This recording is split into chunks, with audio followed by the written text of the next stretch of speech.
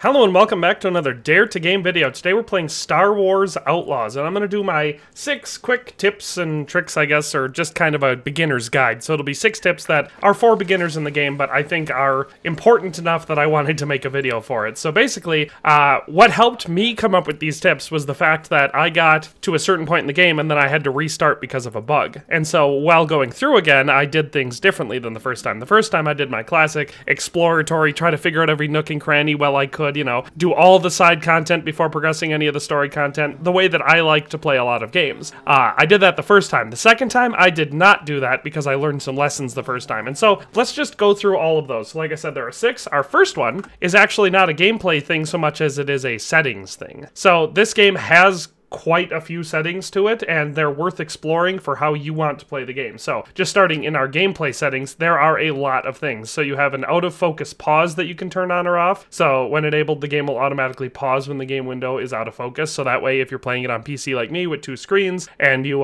don't want to accidentally screw anything up, you know, you can toggle in and out and it will automatically pause the game. That one is relatively low importance. The ones that we want to look at are down here. So combat. So you can see that there are different difficulty settings, essentially. So I just, currently mine are all set to regular. You can set them to easy, or story, I should say, that's I assume the easiest setting, regular, challenging, and hard. So you have different settings for each of these. Enemy difficulty will make the enemies have more life and make them, their AI more intelligent, essentially, so they're more likely to actually hit you, to take more shots at you, to be more aggressive, etc. Player health, same thing. This one just affects how much health you have and how much damage you can take. So on regular, it's as the game is designed. Down to story, you have significantly more health, and the more you move it up, the less health you have. Wanted difficulty is the same type of thing. The more wanted you are, the more aggressively you'll be pursued by stormtroopers and how dangerous that will be. So if you want to make that feel a lot more dangerous, you can turn that wanted difficulty up. And if you find that you're running into situations where you're constantly wanted and you want it to make it less dangerous, you can turn that down. And then auto perfect cooling is just a system that, so as your blaster overheats when you're using it, you have the option to cool it. If you turn auto perfect cooling on, it will just do a perfect cool each time. So that's another way to make the game significantly easier. But there are other things. So you have fall protection. So this one will stop you at dangerous edges so you don't just accidentally run off of them. It doesn't make it so you can survive falls anymore. It just makes it so that when you're exploring and climbing stuff, you don't accidentally jump off the edge of something all the time. I have that one on. Always sprint is off. So this is one that,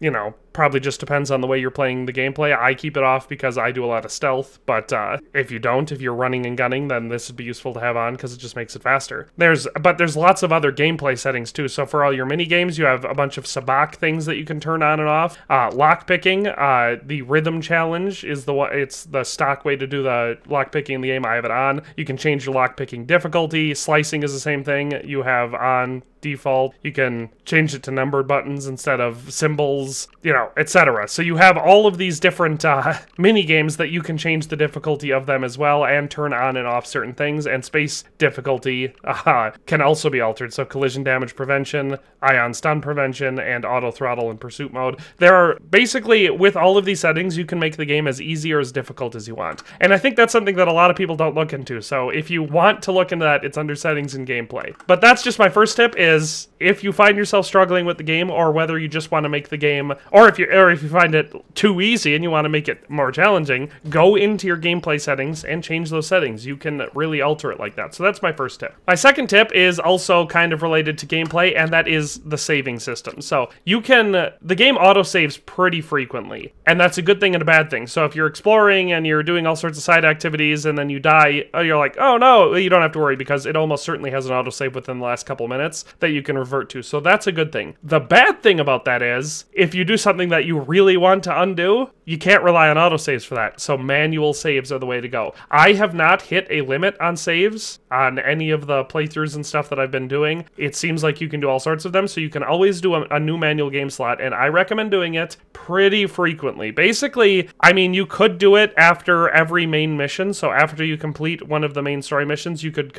do a save slot, a manual save slot, and then keep that until the next time, and you could always overwrite that one, or every so often, like maybe every time you go to to a new planet, you create a new save slot. So you have designated spots that you can go back to if you screw anything up too majorly. And what I'm talking about mostly here is, of course, the syndicate reputation is the one thing in this game that you kinda can really screw up. And so you do that because the main story missions will pretty much all of them, not all, but a lot of them, will have one really positive effect on one of the syndicates and one really negative effect on another one. So it's good to have manual save slots to go back to. Another case for this is just whenever you go into any of the forbidden zones in this game, anything you do in there can negatively impact your reputation with that clan. So if you don't, or that syndicate. So if you don't want to negatively impact that syndicate, easy to do, but you need to go into their forbidden zone. Easy thing is just create a manual save before you go in, and that way if you majorly botch it, you can always revert to right to that manual save. So just wanted to highlight the fact that yes, it does have autosaves. Yes, they're nice and frequent, and so that's a good feature, but manual saves are something that this game allows, and they are important, so make sure you keep some. For me in particular, like I said earlier, I had a game-breaking bug that made me revert back to basically the beginning of the game. But it wasn't the beginning because I had a save about 3.5 hours in, so I didn't have to do all the new tutorial and stuff, or all the tutorial over again. I had to start basically over from the way beginning of the game, but I didn't have to do the tutorial because I had that save right after tutorial. So with all that being said, that's my second tip. Definitely be aware of the saving system and take advantage of those manual saves. Our third one is one that I definitely learned when I had to start the game over, and it is the only side content I recommend prioritizing at all costs is your abilities. So the abilities that you unlock in this game are ones that you get when you meet experts and then you complete challenges. So we'll get into this more in our next tip, but a lot of the side content you can, like quite a bit of it you can do early, but you definitely don't need to do it early, and if you do, sometimes you're going to miss out on a lot of the easier ways to do those things and also get the better rewards. And like I said, we'll get into that in our next tip, but for now, the only one that I definitely recommend doing early is your experts and your abilities. So basically with all these, and you'll start with the bartender because this is your first contact you meet in the game, in the tutorial. So each one of these is something that will improve the game for you in some way, or make you a little better at something. Most of them aren't huge game-breaking things, but some of them are rather important. But you unlock them by getting to know the person. So the bartender, like I said, you already know, so you'll have these when you leave Canto Bight. The most important ones on this one are, like I said, most of these are just tutorial things that you'll learn in Canto Bight, but the fast talk and keep talking are ones that you'll definitely have to put time into out of this one. And they basically just give you the ability to try and temporarily talk your way out of a situation to quickly get rid of the people who are trying to arrest you or whatever. So fast talk allows you to do it to one person.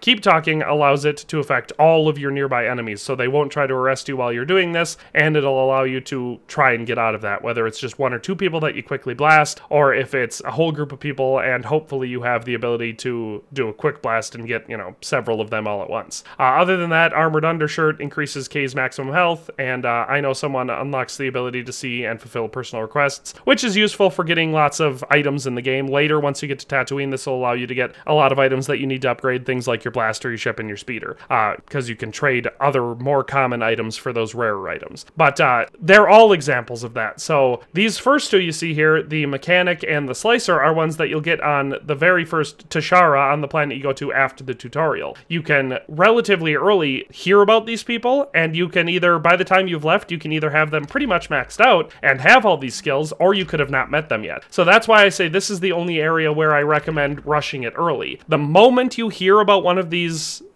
experts and it becomes available in your journal, pursue it immediately. Always do those missions as soon as they become available, because the challenges that you have to do to unlock these are things that you'll probably relatively naturally do while you're progressing through the game. But once you have them unlocked and suddenly now you have all these available to you, if you're just trying to push through them, then it feels like a lot more of a chore. So it'll feel much more organic, and the gameplay itself will be much better if you pursue these opportunities to meet these experts and complete their challenges early. So that is the only side content that I recommend prioritizing 100% over main content. Every single time you get the opportunity to go find an expert, do it. Complete their couple introductory missions, and then you can start working on their challenges to unlock their skills. So things like the Mercenary, who I just recently recently finished her missions and started unlocking stuff, so you can see I still have ones that I haven't unlocked. Those are the types of challenges. So for this one, feelers out, use Nyx to fetch a weapon, a grenade, and a Bacta vial, complete a thief contract without being detected, and make Nyx jealous. They're usually not that hard, so do these early, and it makes the game a lot more enjoyable, in my opinion. Not to mention, you know, just easier and more logical. And so my next tip number 4, is related to that one, and so I said at tip 3, the only thing I recommend prioritizing over main content is making those expert contacts and leveling up those abilities. Well, inversely, I don't recommend doing anything else early. So until you have unlocked the second planet after Canto Bight, so you go to Toshara right after Canto Bight, and if you just play through the main storyline, after a couple missions, you'll find yourself going to your next planet, which is Kajimi. Don't start doing any major open world exploration until you've reached Kajimi. And the reason I say that is because by the time you are able to leave Kajimi, so you get there and you do a couple missions, and then after, you know, you've done a couple missions there, you can either continue doing stuff there or go elsewhere in the galaxy, and that's kind of when everything opens up. That's when you should start exploring, because by that point you've unlocked some of the equipment that you're going to need for one thing. So you have tools in this game, and there is only one tool that I don't have yet in this playthrough that maybe you should even wait until that point before you start to really explore, but basically that you're going to come across all sorts of things that you can't actually do. So until you've unlocked the slicer, you don't have the ability to slice things, so you're going to constantly be coming across little panels that look like this. Well, actually that's an alarm panel, but little things that look like this, and you can slice into them, and it can be things from getting credits, opening doors to get treasure behind them, activating turrets, setting traps, things like that. So slicing is very useful in this game, but until you have that, you won't be able to get a bunch of treasures because they'll be locked behind ray shields or locked doors that you can't get into without slicing. So it doesn't pay to explore every single question mark on the map because you're not going to be able to get half of them without the slicer ability. Outside of that, one of your blaster attachments, the power one, allows you to blast through weakened rock walls. That's another thing that you won't unlock until you've gotten to Kajimi, and ND5 will give you your first parts that you need for that. So I don't recommend doing any open world exploration of like just going to question marks and finding what you find there and seeing what loot you can get, etc., until you have at least gotten to this point, because then you'll be able to blast through those walls and you won't have to worry about coming back later. And the reason why a lot of people might hear this and think, okay, well that's, you know, not all that useful of a tip because I could always just come back later. Yes, but will you always remember where those weakened stone walls were and where the ray shielded treasure rooms were that you couldn't get into? Because for me, probably not. If I don't come across it with the tools I need the first time, there's a good chance I'll play through the entire game and never get into that section because I'm not going to remember, oh, when I climbed up this super tall spire and got all the way to the top, there was this thing that I couldn't get into because I didn't have the right tools. So I do not recommend doing all of the exploratory, you know, world-finding stuff until you have all of the correct tools. This isn't to say don't do any side missions because upgrading equipment is important, so in your journal you'll find your expert intel that I already talked about, you'll find under here, and under this little symbol here you'll find your key parts that you'll need to upgrade certain things on your ship, speeder, or blaster. Those are things that I recommend doing as they're organic in the game just because it makes the gameplay a lot better, but I don't recommend just opening up your map and going to find everything you can find until you have the tools. So that was a long way to say don't explore too early or don't overexplore too early. That's tip 4. Tip 5 is all about your reputation, and it's just that the best way to approach the reputation in this game is going to be through contracts. So you can see there are 4 syndicates in the game. Once you've reached Kajimi, that is, at least, because that's where you'll unlock the Ashiga clan, but you have the Ashigas, the Hutts, the Crimson Dawn, and the Pike Syndicate. And for doing any of these things, you, first of all, will have, you'll gain reputation with them through the main stories and lose reputation with them through the main story missions. And you get certain things for upgrading them. So if your reputation is at the lowest with them, every once in a while they'll send bounty hunters and hitmen after you. You won't be allowed in any of their territories. All of their people are going to consider you untrustworthy, so you won't be able to do a bunch of their opportunities, and all of their merchants are going to be expensive for you to buy things from, and they won't give you very good prices to sell things to. So you don't want this, it's bad. At bad, it's the same sort of thing. They won't allow you in their restricted areas. Here they won't send hitmen after you, so that's the only thing. They still won't find you trustworthy, and you'll still get bad deals. Once you get to poor, they still won't allow you in their restricted areas, those territories and districts. And for opportunities, you'll have very limited opportunities. Once you get into good, you start getting, they'll allow you in all their territories and districts. You're going to have a lot more opportunities to work for them. You're going to start getting better deals, and you get the welcome gift, which is a bunch of cosmetics that you get from that syndicate. Once you've reached excellent and gotten that maxed out, you're going to be able to take anything you want from their areas. You're going to get plenty of opportunities, and you'll be considered trustworthy, so there'll be better opportunities and more variety. Your deals are going to be way better at their merchants. You'll get more credits for your stuff, and you'll spend less credits, and they'll also give you some unique gear that is useful in the game and actually offers gameplay differences. So that's the basic breakdown of how the reputation system works. Like I said, you'll run into issues with the reputation if you just are doing the main story. So the best way to improve your reputation with any given syndicate is to do those opportunities missions. And they're fairly simple. They fall into a number of categories.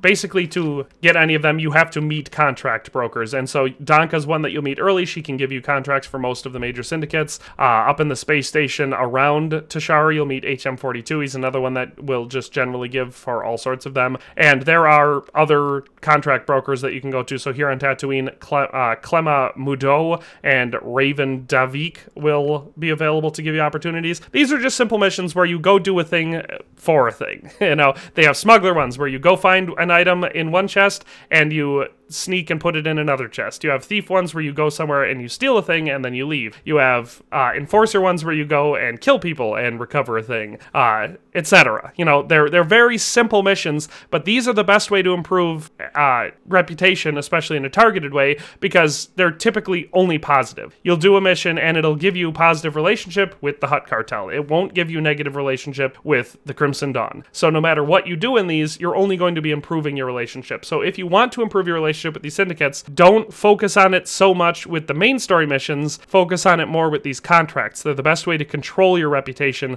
with one given syndicate. So that's tip number 5. And finally, tip number 6, because I feel like this video is already getting rather long and I wanted it to be nice and short, which is why I limited myself to 6 tips, is the only ability that I recommend rushing before all others is Nyx's Treasure Hunter ability. So this one is one that you'll find through an expert, and like I said, you can do this right away on Tashara, and it is through the mechanics. So she is someone that you'll come into contact with to basically start upgrading your speeder. It's something that organically I find myself doing real early on Tashara. As soon as she becomes available, you want to do it because it makes your speeder a lot better vehicle to get around the map. But one of the abilities that you can unlock through her is super useful for the game in general, and that is the Treasure Hunter ability. So it allows Nyx to provide audiovisual cues when nearby containers are present. Additionally, containers in range will now be highlighted by pressing B. So that's what makes this one so useful. Yes, Nyx will make noises when you're around things, and sometimes that'll be helpful, but the real thing will be when you go into your senses, and then you can press B, and Nyx will highlight containers. This is useful for so many reasons.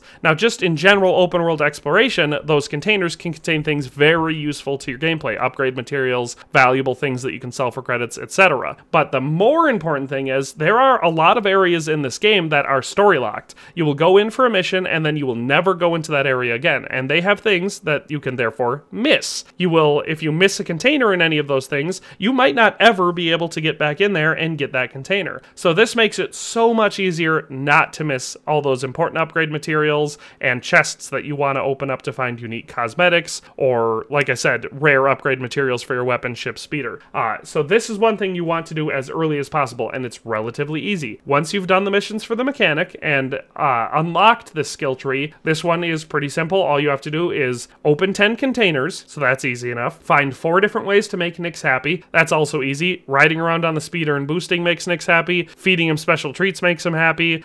Petting him makes him happy. You know, there's a whole bunch of things that are really easy to do for that. And then use Nyx to fetch an item. So that's where you're highlighted, you see an item, and you use the command to fetch something. Something you do all the time in the game, and it's very easy. So this is an easy skill to get. You get it nice and early. I recommend do not miss your opportunity to do this, because, like I said, once you have, of, you will find out that you're missing things that you will never be able to get again because, like I said, they're in story locked locations. So that is my top 6 beginner's tips for Star Wars Outlaws. I didn't want these to be too complex or expert level. I just wanted this to be something for people starting off the game. These are things to definitely keep in mind and make sure you're doing right the first time, or you'll kick yourself when you have to do it right the second time, like I did. That's all for today. Hope you enjoyed this video. We'll see you next time. Thanks for watching another Dare to Game video. If you liked this video, please leave a like and a comment. If you haven't already, be sure to subscribe to the channel. If you like my content and would like to support this channel, consider becoming a member today for as little as $1.99 a month. It makes a huge difference. But in any case, thanks for watching and have a nice day. I'll see you next time.